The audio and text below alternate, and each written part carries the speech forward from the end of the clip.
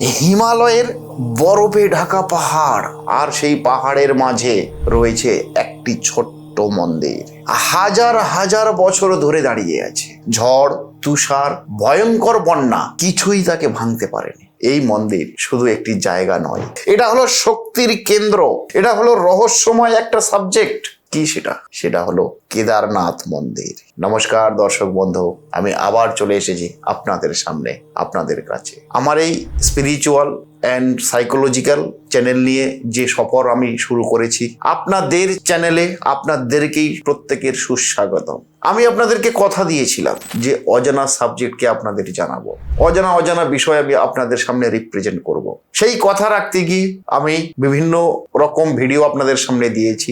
আজকের আরেকটা গুরুত্বপূর্ণ আলোচনা আপনাদের দেব। দ্বাদশ জ্যোতির্লিঙ্গের আরেকটা খুব গুরুত্বপূর্ণ জ্যোতির্লিঙ্গ, সেটা হলো শ্রীধাম কেদারনাথ মন্দির। আজকের আমি কেদারনাথ মন্দিরের সংক্ষিপ্ত জিস্ট করে আপনাদের সামনে রিপ্রেজেন্ট করার চেষ্টা করব। আর যারা স্পিরিচুয়ালকে ভালোবাসেন, আধ্যাত্মিকতাকে ভালোবাসেন, অবশ্যই তারা দেরি না করে আমার এই চ্যানেলটিকে সাবস্ক্রাইব করে পাশে থাকা বেল আইকনটা প্রেস করে রাখুন। আসুন দর্শক বন্ধু, আমরা প্রত্যেকে জিস্ট করে জানার চেষ্টা করি কেদারনাথ মন্দিরের সেই গোপন রহস্য। এই কেদারনাথ মন্দিরের উচ্চতা 3583 মিটার মাটি থেকে। চারিদিকে শুধুই বরফ আর বরফ, পাহাড়, বন, জঙ্গল, আর রয়েছে শুধুই নীরবতা।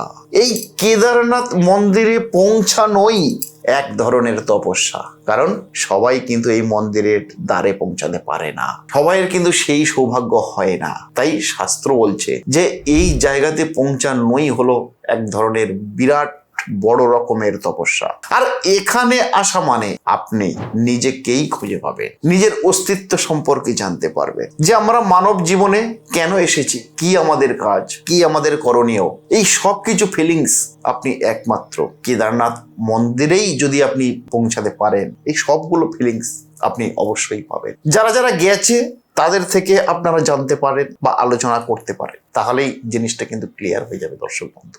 এর পিছনে একটা শাস্ত্রীয় গভীর ব্যাখ্যা রয়েছে দর্শক বৃন্দ। মহাভারতের পর পাণ্ডব অর্থাৎ পঞ্চ পাণ্ডবরা তারা নিজেদের পাপ মোচনের জন্য খুঁজতে লাগলো দেব আদিদেব মহাদেবকে। কিন্তু ভগবান শিব স্বয়ং সশরীরে তাদের সামনে আসতে চাননি। কেন? কারণ নর অর্থাৎ মানবের যে পাপ, সে পাপ ভগবান এত সহজে গ্রহণ করেন না। তখন তিনি রূপ নিলেন একটি ষাঁড়ের, ভগবান শিব রূপ নিলেন একটি ষাঁড়ের। আর পঞ্চ পাণ্ডবের মধ্যে ছিল সেই ধুরন্ধর এক ক্ষমতা। পঞ্চ পাণ্ডব তাকে কিন্তু চিনে ফেললেন, আর যখনই চিনে ফেলে সেই ষাঁড়টাকে আলিঙ্গন করতে গেলেন, তখন ভগবান শিব মুহূর্তের মধ্যে বিলীন হয়ে গেলেন, মাটির নিচে ঢুকে গেলেন। আর ভগবান শিবের শরীরের বিভিন্ন অংশ ভিন্ন ভিন্ন জায়গায় প্রকাশ পেয়েছিল। আর কেদারনাথে দেখা গেল তার কুঁজ, অর্থাৎ ভগবান শিব যে ষাঁড়ের রূপ নিয়েছিল, ষাঁড়ের যে কুঁজ হয়, কুঁজ কয় হয় সৌজ, যেটাকে ইংলিশে বলা হয় হ্যাম্প, কেদারনাথে পাওয়া গেল ভগবান শিবের সেই কুঁজটা।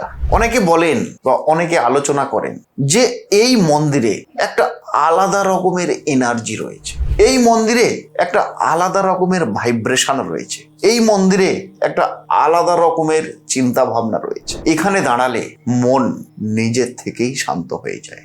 এটা কি শুধুমাত্র আমাদের বিশ্বাস, নাকি সত্যি কোনো অদৃশ্য শক্তি ওখানে কাজ করে, সেটা কিন্তু আপনাদের সামনে উন্মোচন করতে হবে। এর পিছনে ব্যাখ্যা দিতে গেলে একটা ধ্রুব সত্য ব্যাখ্যাকে আপনাদের সামনে তুলে ধরতে হবে, তাহলেই জিনিসটা অনেকটা ক্লিয়ার হবে। সালটা দর্শক বন্ধু সম্ভবত 2013 সাল। এই 2013 সালে হয়েছিল এক ভয়ঙ্কর বন্যা, যে বন্যা আপনারা কিছু কিছু মানুষ সাক্ষীও থেকেছিলেন বা দেখেছেন চোখে।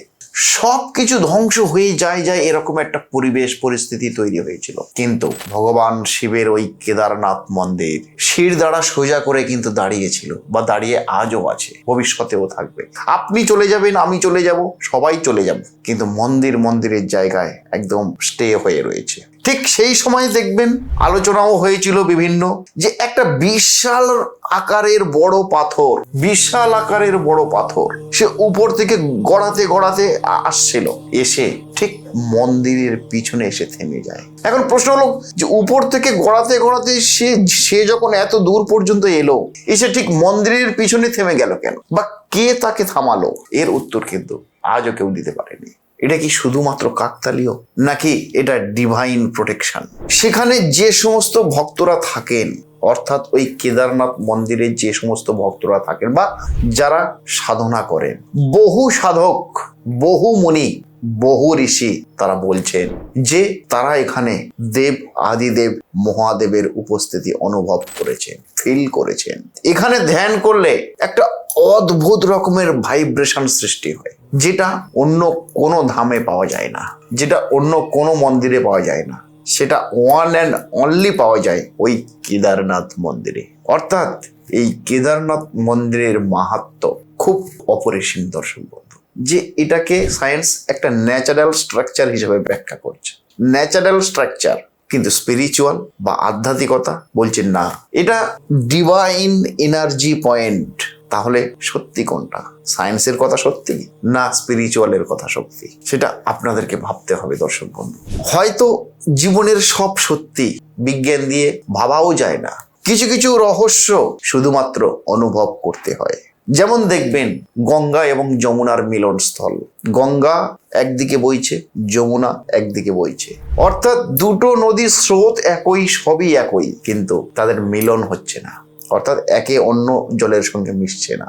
এর পিছনে বিজ্ঞানের কোনো উত্তর কিন্তু বিজ্ঞান দিতে পারেনি। ঠিক সেরকমই কিছু কিছু রহস্য আজও আমাদের এই পৃথিবীতে রয়েছে, যেটা সায়েন্স ব্যাখ্যা করতে পারে, সেটা শুধুমাত্র স্পিরিচুয়াল বা আধ্যাত্মিকতার মাধ্যম দিয়েই বিলিভ করা যায়। কেদারনাথ হলো সেই জায়গা। কেদারনাথ শুধুমাত্র একটা জায়গা নয় দর্শক বন্ধু, এটা হলো একটা অনুভূতি, এবং এখানেই ভগবান শিবের অস্তিত্ব খুঁজে পাওয়া যায়, যার জন্য কেদারনাথ ধাম এতটাই বিখ্যাত বা এতটাই মানুষের মনে দাগ কেটে ফেলেছে। আপনি কি কখনো কেদারনাথে যেতে চান দর্শক বন্ধু? কমেন্ট সেকশনে লিখুন হর হর মহাদেব। আর এই রকম গুরুত্বপূর্ণ আলোচনা যদি আপনারা পেতে চান, তাহলে এই সফরে আপনাকে সঙ্গী হতে হবে। আর সঙ্গী হওয়ার জন্য একটাই কাজ, চ্যানেলটিকে সাবস্ক্রাইব করে পাশে থাকা বেল আইকনটা প্রেস করে রাখুন। যারা অজানাকে জানতে কৌতূহলী, যারা স্পিরিচুয়ালি বিশ্বাসী, যারা সাইকোলজিতে বিশ্বাসী, তারা আর দেরি না করে আমার সফর সঙ্গী হন। নমস্কার, আবার দেখা হবে অন্য কোনো আলোচনা নিয়ে, অন্য কোনো ভিডিও নিয়ে। ততক্ষণে ভালো থাকুন, সুস্থ থাকুন, আর অন্যকে সুস্থ রাখুন। নমস্কার দর্শক বন্ধু।